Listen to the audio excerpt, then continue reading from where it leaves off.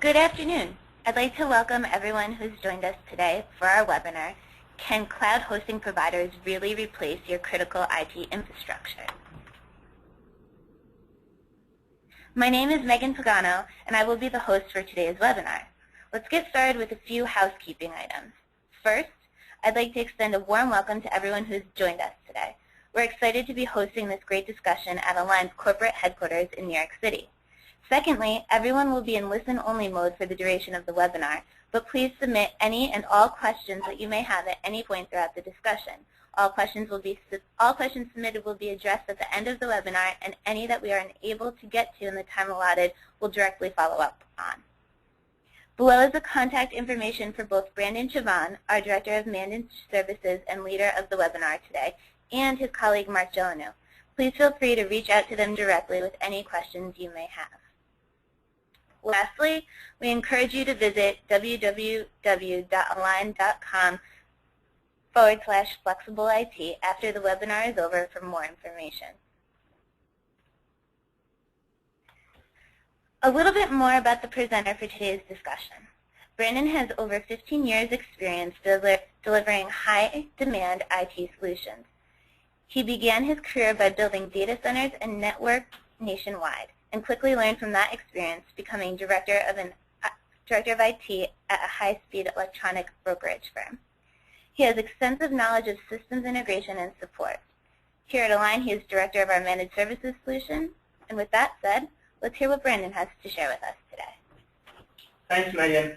I will first just introduce some of the topics we'll go through today. We'll start by kind of examining what we've all heard about cloud services and some of the misconceptions and what people think.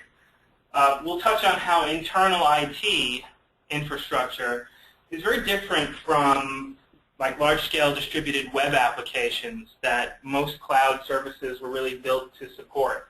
We'll compare public versus partner clouds and talk a little bit about the concept of a partner cloud and what to look for in one when you're building out cloud infrastructure.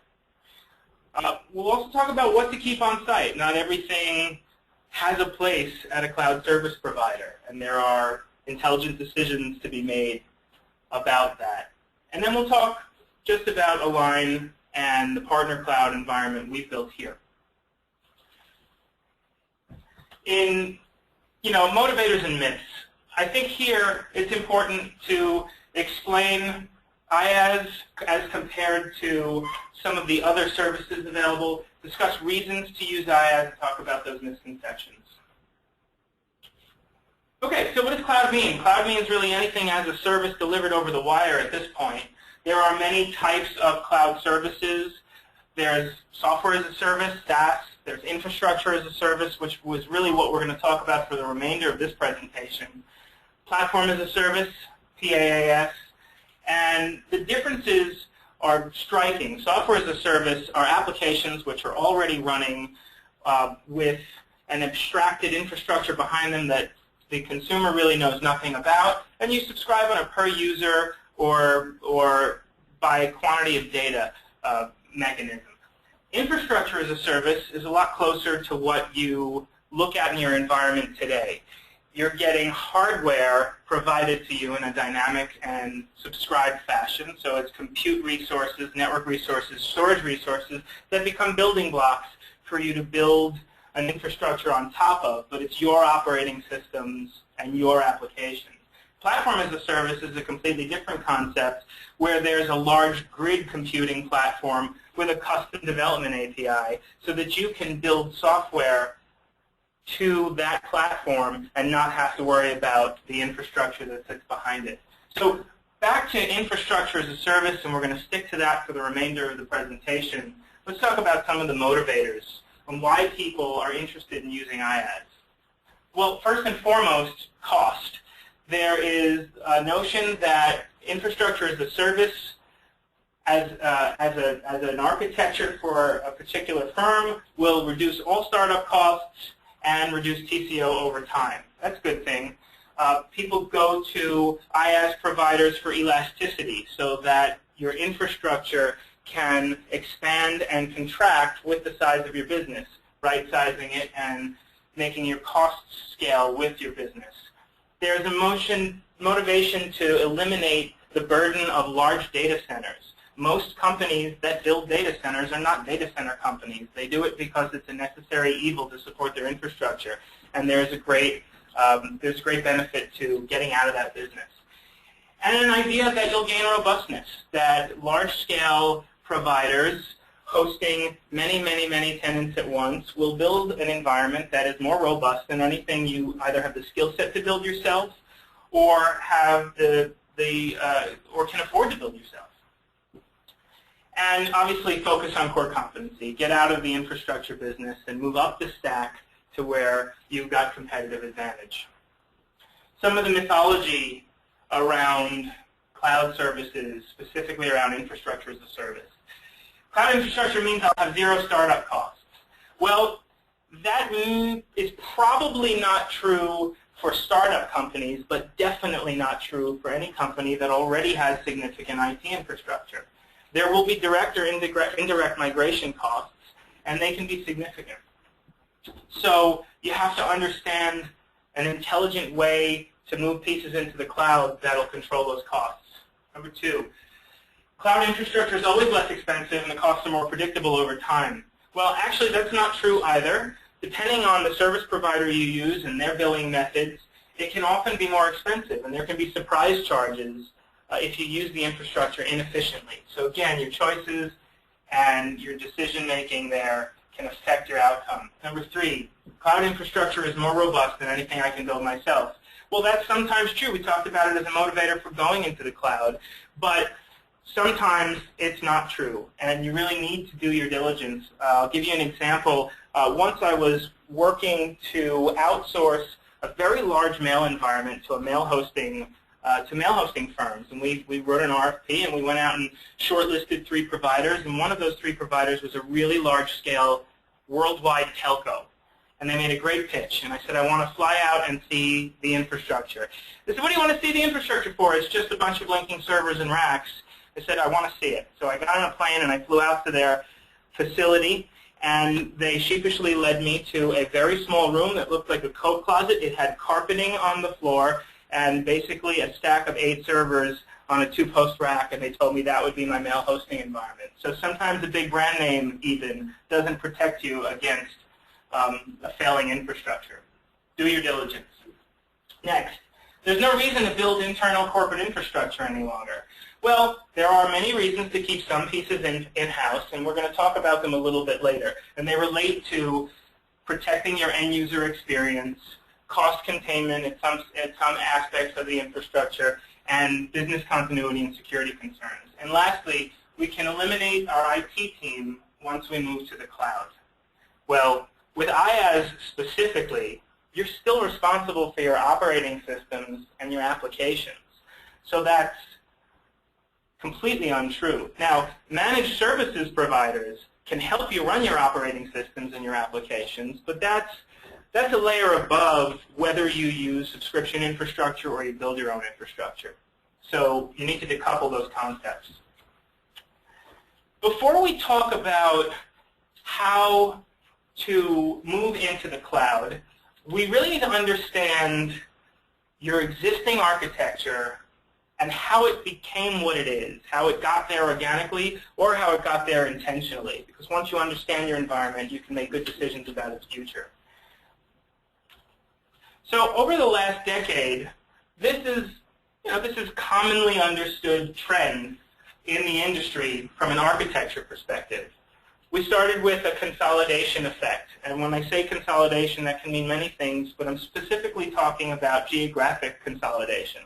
So large enterprises had distributed data centers all over the country or the world, and they started consolidating them down into fewer data centers that were regional.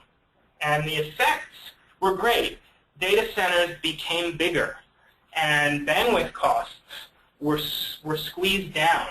Application delivery technologies had to catch up, and the prevalence of Citrix really popped up during those days to make sure that apps that were now not on site with the users were were still performing the way they needed to. Then we moved on to a virtualization phase.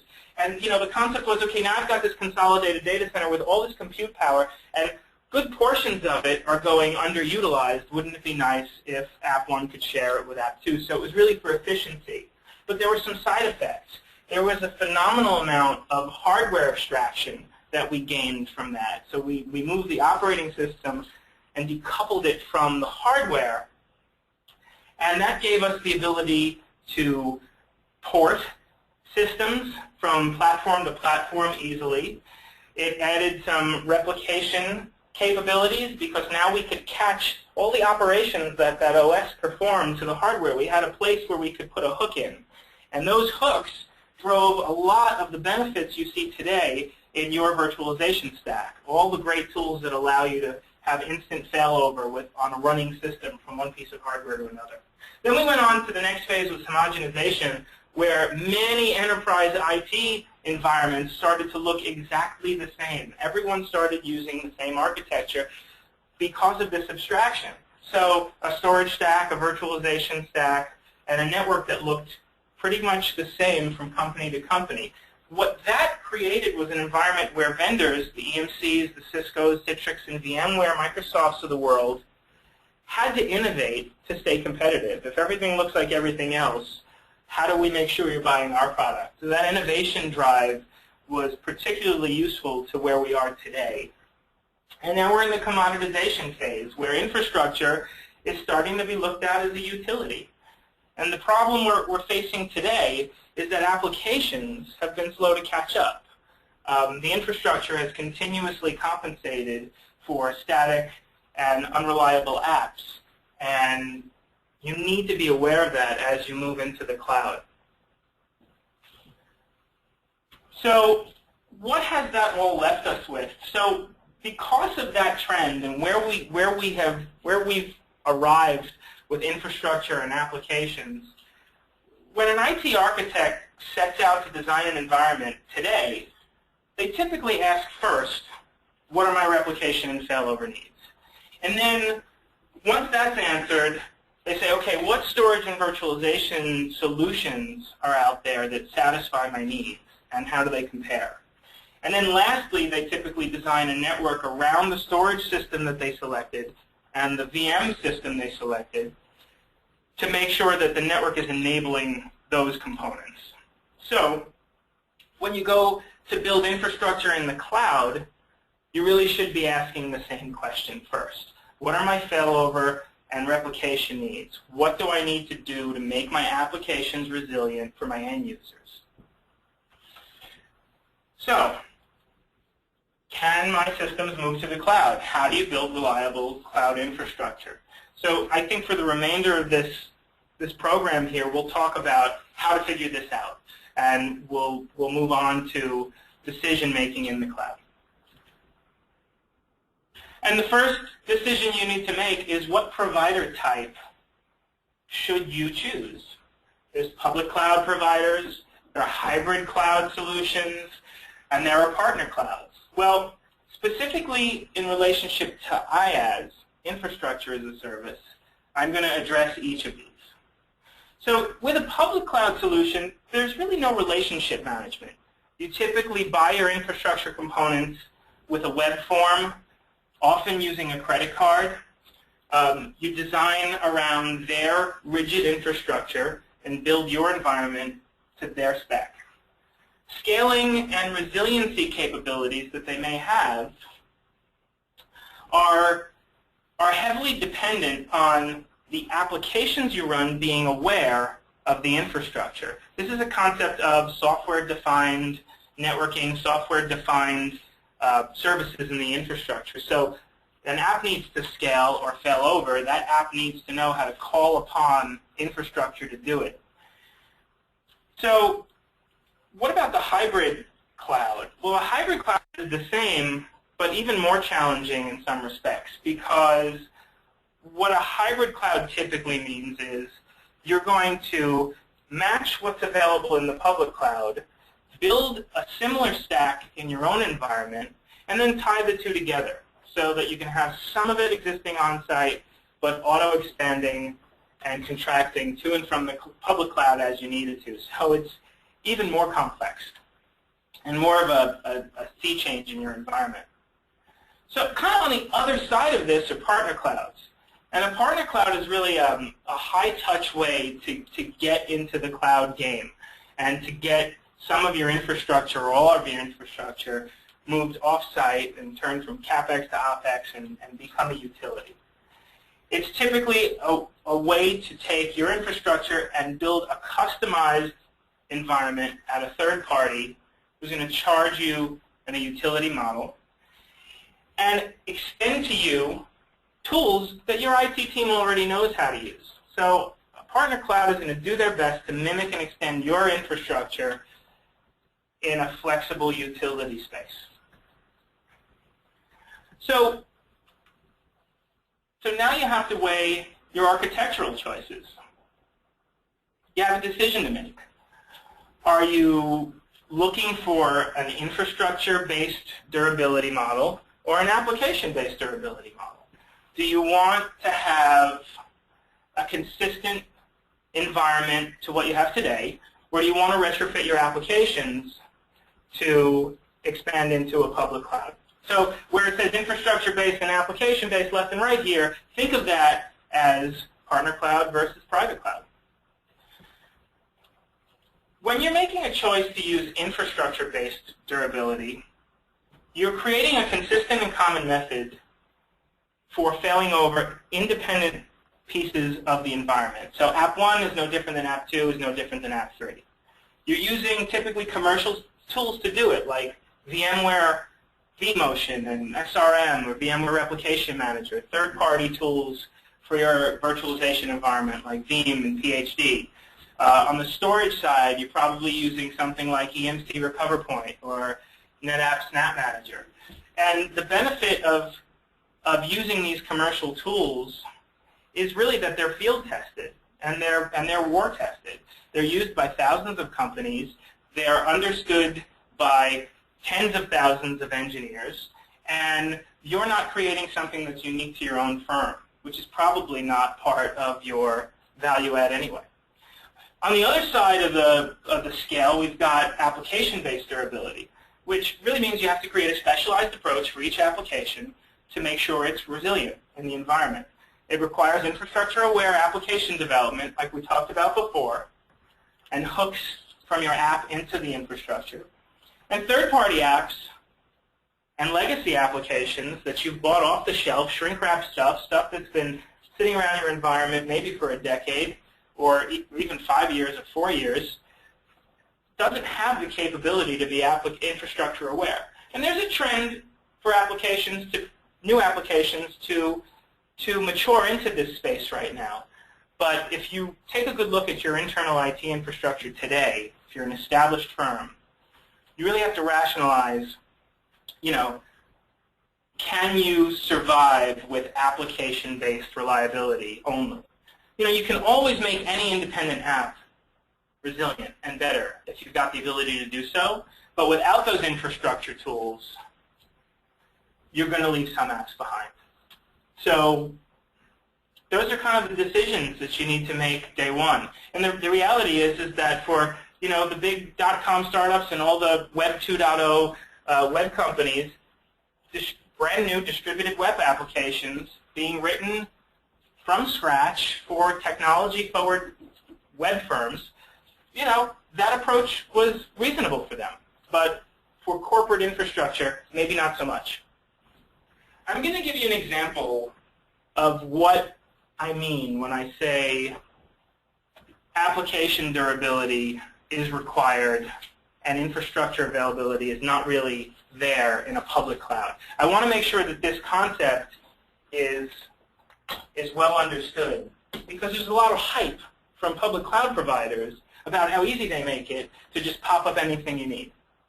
So here's an example on your screen of a basic three-tier application.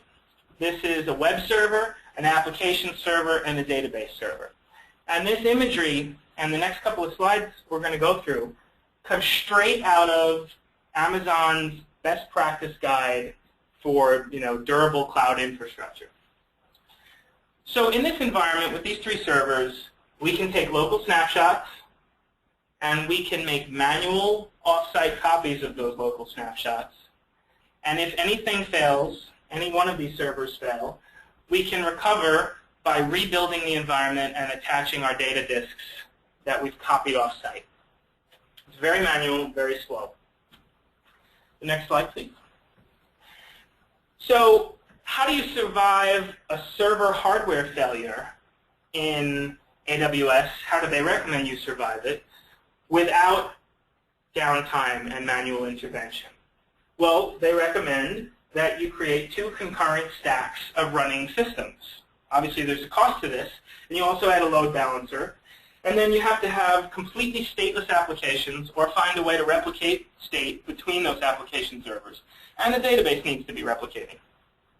Now, in a VMware environment, I'm sure you all know this today if you're running virtualization infrastructure in-house, you can survive hardware failure just by having N+1 hardware. Those live systems are just going to float from server 1 to server 2. So you're starting to see the differences here. The next slide, please. So what about a problem that's unique to the availability zone? A network problem in the data center, a storage area networking problem. Well, here we go. We've doubled the infrastructure again. And again, your state issues and your replication issues have expanded. And in this environment, you'll see they're recommending 2 replicas of your database, simultaneous.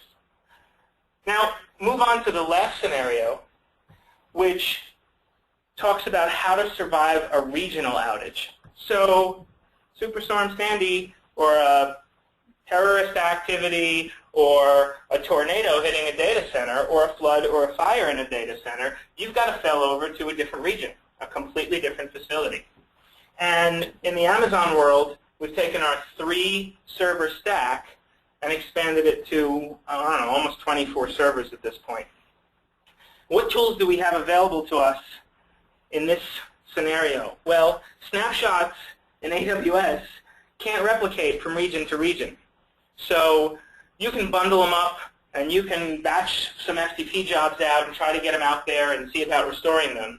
But that's primarily, that's an example of one of the reasons they require mutually running infrastructure on both sides that's completely stateless. With maintaining state across applications or maintaining stateless applications that work well is challenging. Amazon's met some of those challenges for big web applications by creating a message queuing platform and a non-relational database platform that you can tie into your apps to make it easier for them to transmit state information to each other. But you have to kind of ask yourself, will your existing applications fit this model? Can you afford all this customization? Will your IT team be able to support it? Do you have the development staff, and do you even want to? In the VMware, EMC, Citrix, NetApp worlds that we live in today, we're used to having a single button replication system and instant failover. So let's say you've come to the conclusion at this point that, for my internal corporate IT infrastructure, a public cloud just doesn't do it. I should use a partner cloud. And I need a flexible II solution that's built around my needs. How do you go about selecting one? So let's talk about that a little bit. Some pitfalls and some gotchas, and how to judge a good provider from an okay provider. So the networking idiosyncrasies of each provider are a really important aspect of your decision making. First, look for a provider who can direct connect to your network. That means point-to-point circuits or attaching themselves to your MPLS cloud. Some providers out there are going to ask you to use the internet to reach your corporate critical infrastructure. Or they're going to make you jump on their private bandwidth, or they're going to make you first touch down at a localized data center that's just a hop-off point. that best effort connectivity and their networking requirements just makes it more difficult for you to guarantee an experience to your end users and for you to treat that distant data center. You're going to take stuff off-site and put it in someone else's facility. You want to be able to treat it as a remote location of your environment. So look for providers who will support direct connects. Providers also often don't support your internal routing protocols, like OSPF or EIGRP, which means, okay, now you're going to have to create special interface connections to your own private environment with routing translations and, maybe they'll ask you to use BGP. Maybe they'll only support single static routes because they don't have your IP space in their environment. So find a provider that can support your internal routing protocols and that can have routers in their environment that are dedicated just to you. That's a great way to extend your network in a painless way, in a way that looks just like it is today, and treat that remote facility as just another site on your WAN. Now let's talk about, maybe instead of the WAN, let's look at the LAN, the high-speed Layer 2 environment. Most providers are going to offer you a single, large Layer 2 environment. They don't have the ability to perform Layer 3 routing, so we're back to Layer 3 again, between those VLANs. So right now you're used to having your servers spread across X number of VLANs. And you've got maybe policy between these VLANs, and you've got separation of broadcast domains, and you've built your environment in a certain way. Without high-speed Layer 3 engines between those VLANs, inter-VLAN routing, you're going to talk about redesigning your network, again, to meet the needs of your provider. And that can be very disruptive. So look for providers that can do wire speed, 10 gig, Layer 3 inter-VLAN routing. It's rare. Most providers also can't extend VLANs, Layer 2 segments, between their production facility and their DR facility. That's huge because the push in internal infrastructure today is extend those VLANs. Cisco's got data center interconnect technologies. Juniper has competing technologies there that extend the subnets in your production environment to DR. What that allows you to do is fail a server over from New York to California without ever changing its IP address. And if you've been through a failover event in your career, you know that when systems fail over to DR, when their IP addresses change, there's a trickle-down effect. DNS records have to change. Database configurations have to change. End-user client applications have to be reconfigured to point somewhere else. It's highly disruptive. So, the common conventional wisdom today with internal infrastructure is extend your LANs. Well, can your provider do the same? You're going to be in the same boat. Next slide, please. The most common concern people have when moving into a cloud infrastructure is around security. And it's around trust, really, and capability. It's flexibility, trust, ownership, and capability. Do I have control over my own network security? And if I've given up control in some places, do I trust the provider to do the right job? So, most cloud providers today are going to expose a custom tool for you to create some network security policy. But in most cases, it's just port filtering. So I could probably have an entire 2-hour webinar about why port filtering isn't adequate as a network security, as your only network security tool. But we'll save that maybe for Q&A. But the reality is, if you look at your current infrastructure, you've got many other network security tools. You've got IPSs, you've got stateful firewalls, you've got, proxy servers and application firewalls. And, you may find that even though that tool isn't extended to you at your cloud provider, they claim to be running those types of systems behind the scenes. Don't worry about it. Above the stack, to support all of my tenants, I do have an IPS system in front of that internet link. You know, I do have stateful or application layer inspection. But that behind-the-scenes label is what the problem is, because that's where you have an inability to trust. So there are two ways to get around this. The first is select a provider that lets you control your own network security, that lets you create your own firewalls and run your own firewalls, or will assist you in running firewalls that you have full access to, and IPSs and proxy servers. But that's not enough, because in many cases, they'll only let you do that inside VMs. So now it's all software-based. So take another look back into your infrastructure and say, how many of these devices today that I'm running are not software-based? They run on specialized hardware. For performance reasons, they're running on appliances that have special, chips and ASICs in them to make sure that they can do their inspection at line rate. Well, Cisco and its competitors have created many virtual appliances to help you mimic what you do today, but in the cloud, because your only option is to run it in software in a VM. When you look at the Cisco CSR, for instance, as an example, it's one of these appliances. It's limited to 200 meg of throughput. So on your 10 gig or 1 gig LAN, how useful is a network device that has a choke on throughput of 20% of your total capacity? So look for a provider that can combine physical hosting with virtual hosting. Someone that will give you not just the rack space to put proprietary security appliances in for you, but also the ability to connect them seamlessly into the very same private environment they build for you that your virtual servers live on, that your storage is attached to. And then the other way to ensure security in the cloud is to demand transparency. If there's a provider that says, don't worry, we've got it, and then you say, great, you've got it, show it to me, and they won't show it to you, there's a problem.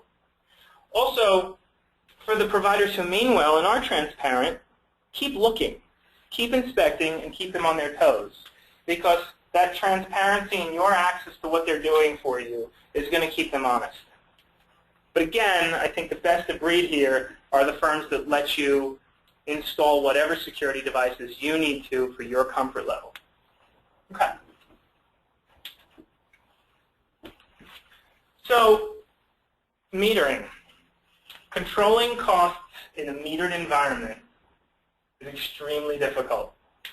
You have to have expert knowledge of the applications and the data patterns on your network, and you have to have control over those data patterns if you think you're going to control your costs.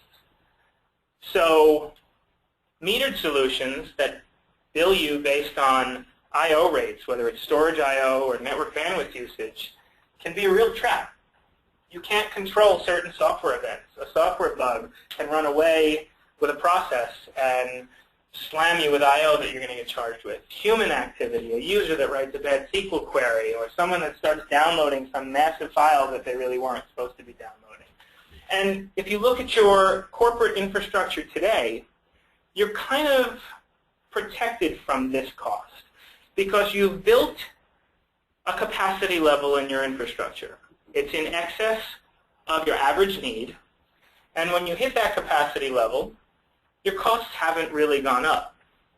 So if 99.9% of the time you're within that excess capacity that you've paid for flatly, you're not motivated to have the tools to understand your data patterns and to control your data patterns. So when you just pop up one day and say, I'm going to move into the cloud, this is great, the next thing that happens are all these unexpected costs. So what's the way to move into the cloud and have that problem solved?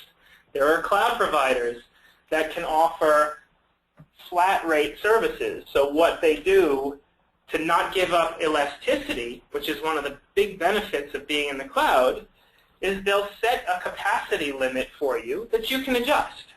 You can adjust that capacity limit. I want this much capacity today. Maybe next month I'm going to increase it to this much capacity, and maybe the following month I'll decrease it. But within that capacity, you're not metered. So it really mimics the economy of your internally built infrastructure, while giving you all the benefits of dynamic elasticity. And there are providers out there that will do it. Align is one of them, incidentally. And then storage, the all-important storage. What could be more important than your storage decisions? But it's the most important thing you could possibly look at when designing infrastructure today, and almost every provider has a one-size-fits-all solution. You want block storage? Okay, how many gigabytes do you want? And what they're going to try to do with that block storage is, meet the average performance need at an average price.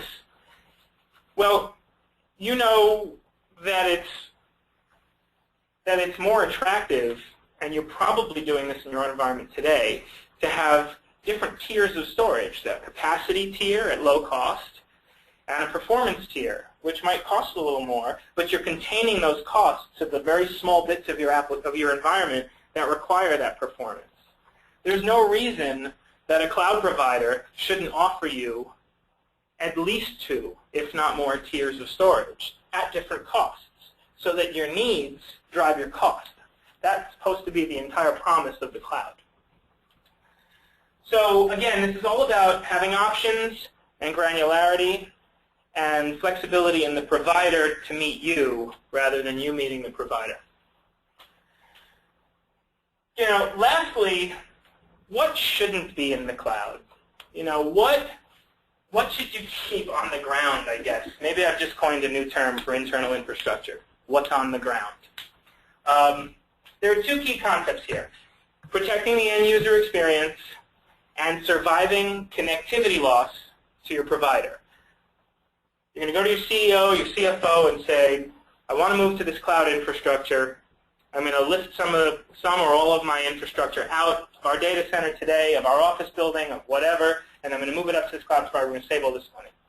Their first fear, if it's not security, is, uh-oh, but my users are here, and now you're moving my servers off-site from my users, and what happens if they can't connect? So, while you'll do your best to ensure that you've got redundant connectivity to your provider, you've got to keep enough local. Sometimes it's not very much at all, but just enough local to continue basic business operations. So what does this mean? Active Directory is probably the first place I'd look. The components of Active Directory are your authentication system, like LDAP or Kerberos. It's DHCP for handing out IP addresses to desktops, laptops, mobile devices on your Wi-Fi.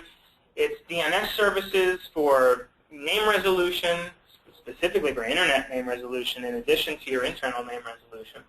And if you're not a Microsoft shop, you still have all of those same components. They're just not called Active Directory.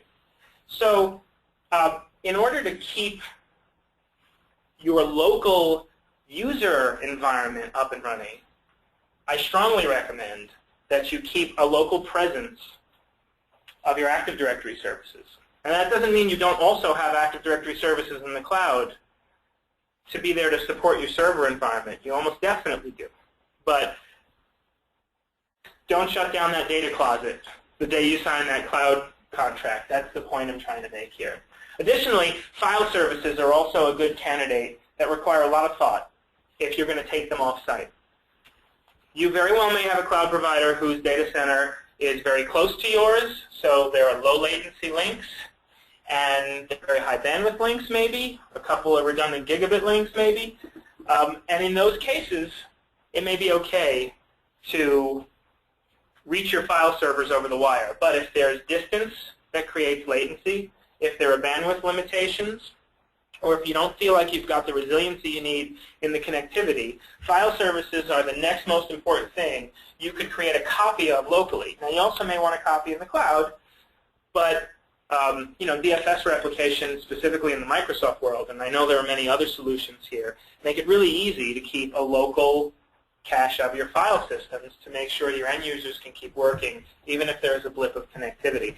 When a file server goes away and you've got a few hundred users mapped to that file server as a drive letter, it's not a pleasant experience. So, internet infrastructure. That's not always just a circuit to an ISP. think about the supporting infrastructure around internet connectivity.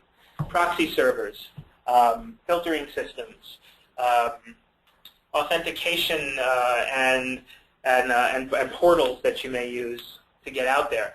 Make sure all those components have a local copy. You know, we learned during Superstorm Sandy, especially if you're based in the Northeast, in the New York area specifically, that, you know, above all else, no matter what else is happening, if you can get an internet connection and your phone can ring, you can continue to perform basic business operations. Those are the base technologies that enable your users to come to work and be productive in whatever way they can be, while the IT team struggles to get whatever they need to get back up in the back end. And so those, you know, internet infrastructure and possibly telephony systems of last resort absolutely should be kept local and on-site, even if they also have a cloud presence. Next, please. So, you know, I'm going to stop for just a second, you know, and say that, you know, I hope I've made the case that internal enterprise infrastructure is, at best, difficult to move into the public cloud, that there are solutions and cloud providers that can help you do it in a way that's consistent with what you have today. And there are things to look out for to do it successfully and to contain your costs. And now I'm going to talk a little bit about Align in the last 5 minutes. Align is a 25-plus-year-old company. It is a professional services firm and a managed services firm in the technology space. We have an extensive history of building large data center infrastructure for some of the largest brand names in the world. And we've built a partner cloud IaaS environment. So I'll talk a little bit about it. Our cloud infrastructure was built specifically to allow us to mimic what you have in great detail and make it as easy as possible to lift up what you have and virtually drop it into a private data center we create for you in our environment. We're an EMC Cisco vSpec certified provider. We're a VMware VSPP certified cloud provider. And we built a modular trusted multi-tenancy environment that allows us to privatize each client's environment with very strong controls around their borders, but continue to take advantage of economies of scale in a multi-tenancy environment and extend that economy of scale as cost savings down to our customers. We built a network that's 10 gig of throughput or greater throughout the entire network. We have a fully virtualized private layer 3 option that not only allows interconnect directly to your existing network, but allows inter-VLAN routing at wire speed, so we can create all the VLANs we need to create for you and connect your servers up in a way that's consistent to the way they exist today. We have a multi-tier storage solution from EMC that allows us to offer you performance storage as block or file and capacity storage as block or file. And you know, we work in a high-touch fashion, and that's why we call ourselves a partner cloud, with each customer to be very, very thoughtful about their applications and their infrastructure and build a bespoke environment that gives you the benefits of a cloud hosting solution without making many compromises. Next, please. So Alliance Cloud, I'm not going to take you, in the interest of time, I'm not going to take you through what may look like a very technical diagram, but this is just an example of the level of transparency we offer our clients. So we expose all of the hardware we're using, and we're modular, so you know, we have any number of these stacks, and we will create a design specifically for each client. But we're going to show you the hardware that's in use. We're going to differentiate between the shared components and the private tenant-specific components. We are going to give you, the client, full control of all your security devices, and we're able to assist you with our subject matter experts if you'd like our assistance. But if you'd like to own it completely and prevent us from even having access to those systems, we afford you that flexibility. And we keep documentation, such as this in front of you, up to date at all times for you. So when someone says, what does your infrastructure look like, instead of drawing a big cloud above your desktop environment and saying, well, there's my desktops and then there's all that stuff up there I don't know about, you're able to, in a confident way, say, I understand my infrastructure and this is exactly what it looks like. And with that, I think I'll conclude. Hand it back to Megan.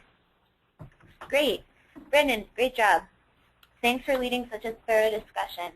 Just to reiterate, we will answer all questions that have been submitted today.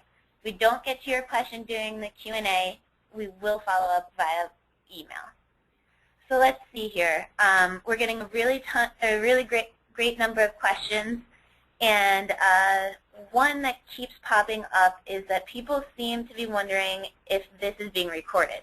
So yes, it is being recorded, and it will be available to share with all of you who have attended today. It's also available on our website.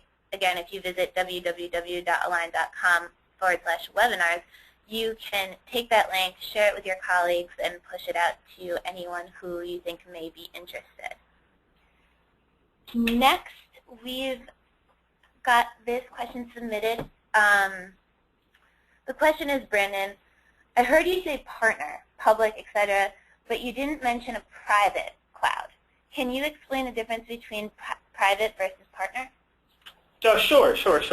A private cloud typically refers to an elastic environment built within an individual company. So let's say you're going to set out to build your own data center in-house. You're going to build your own storage stack, your own VMware stack, and you're going to use cloud tools, the same tools that a provider might use, to expose to your internal business units flexible provisioning so that your infrastructure, which you own and maintain, can shift for one purpose or another as needed, and it becomes modular. But this has nothing to do with eliminating CapEx, eliminating ownership, and subscribing to hardware, compute, networking hardware, storage hardware as a service, and only paying for it as you need it. And in that case, you're using a third party, and you can either use a third party that treats you as a member of the public, or you can use a third party that treats you as a partner. And that's kind of the differentiation. All right, the next question we have is, where are your data centers located? Oh, our data centers are in Piscataway, New Jersey, and Ashburn, Virginia, and we're adding all the time. This is another housekeeping question, but our recorded webinar will be available 24 hours after this concludes. So tomorrow at 2 p.m. we'll have it up and ready to go for everyone to share, and we will email it out to all of the attendees as well. The next question on deck for you, Brandon, is how much effort is required to move away from one cloud provider to another? Well, that's a rat's nest of a question. And the answer is that it depends. It kind of depends in the providers that you choose. One of the tenets we've built our cloud infrastructure around is full portability. So, we've let everybody know that we use VMware as our virtualization engine. VMware VMs are highly portable. You can come into our environment simply by giving us copies of your VMs on a large disk, and we can import them with the right network design. Take about a week or two for us to set up for you if it's custom, and if it's very vanilla, it could take days. And when you're ready to move between service providers or to add a second service provider possibly to your environment, that portability is a commitment we give to our clients. So those VMs can be lifted up and put down on any VMware stack, or really imported to most virtualization platforms very quickly and easily, and be spun up as if they were put on a moving truck, plugged in somewhere else, and turned right back on. Now, many providers don't offer that portability and flexibility. It's, especially in the public cloud. There are some tools that let you try to do import and export of Amazon images, but wherever it's proprietary system to that environment, it's more and more difficult. Great. People are wondering, again, if you're available via email to answer more questions that are specific to their environment. Brandon, is that you obviously are very interested in following up after this webinar to answer more specific targeted questions? Yeah, of course, of course. I think, I'd be really happy to sit down with anybody in the world and look at their existing infrastructure briefly and talk to them about, the smart decisions that I think they can make, and talk to them about how Align can accommodate some or all of their needs. It's all about understanding if we're the right fit for your environment, and we're so flexible in most cases. The answer is, of course we are. But that initial conversation is super important. So I can be reached at btravan@align.com. That's BTRAVAN @align.com. And well, actually, the slide that's up there has our contact information. Mark Gelino is my associate, and he can also take your requests, and sometimes he's got a little bit more time than I do. Great. So let's see. The next question that is coming in is asking, can I install my own monitoring and management agents? Yes, absolutely. So your operating systems are your operating systems. So if you've got any number of Windows or Linux or Solaris servers running in this environment, run anything you want on them. Now that said, Align has a managed services suite of solutions, which includes a monitoring offering. Many of our clients subscribe to it. Some would like a closed environment where they're monitoring on their own, and in rare cases, there's belt and suspenders, and we both monitor the environment. Whatever agents you need to install, whatever patches, whatever software, it's your OS, it's your environment. And if you install any custom security tools of your own, then the SIM functions of security event correlation, those can be done on your own as well, or we can help you do them. So it's really up to you. On the VMware layer, there's obviously a layer below your OS. There's the hardware and the hypervisor and the storage system that support what you've built in a virtual environment, and Align fully monitors that. Now, we have to be the ones monitoring it because it's shared multi-tenancy. I can't give you the hooks into them. But we're committed to exposing that monitoring information in a very transparent, highly transparent way to our clients, where they can see the data, but it's our hook. But in general, everything that's unique to a client can be monitored directly by the client. Awesome. Next, how is my activity monitored, and by whom, while residing in your cloud, our cloud? How much control, theoretically, do you have, and how quickly can I make a change in my permissioning? That's interesting. I'm kind of having trouble understanding if that question is about how much access Align has to a client's proprietary data, or whether it's about provisioning, the ability for a client to provision on their own. So maybe I'll just address both. On the provisioning side, it's super easy. There's a ticketing system and an operations desk here at Align. You simply request whatever it is you'd like provisioned, and typically within 24 hours, we're going to have that additional componentry, virtual componentry, added to your network. There are some aspects of the environment where we're going to put limits around a virtual container, and you can provision within that container. So the answer is either immediately if you're doing it yourself, or usually within a day if we're doing it for you. So very quick. Because we're not a metered environment, we do that manually in some cases. And then on the security and access side, I would love to be able to say, I have no access to your data if you're hosted in my environment, but it's not the reality. The reality is that those disks that the data lives on still sit in a data center owned and operated by Align and run by Align's, army of IT engineers. And it's incumbent on our clients, and we can guide them through the process to encrypt that data with keys that we don't have if they need to secure their own data before it gets written down to disk. Now, we are not going to make practice of looking at clients' data, of course, but the eventuality or the risk of having it exposed, if it's a concern to a client, we can walk them through the process of being absolutely confident that Align has no access, and even if there's a breach at Align, no third party could ever have access. So, we deal with this issue all the time.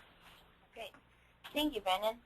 Looks like we have time for about one last question, and I certainly like this one.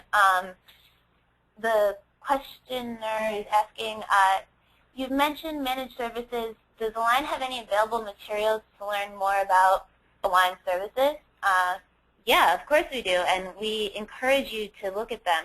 They can be accessed at our website, www.align.com/flexibleIT. There you can sign up for a newsletter to receive updates about what our wonderful managed services team is doing, and speak directly with Brandon or his colleague, Mark. So with that, we're in the last few minutes here of our webinar.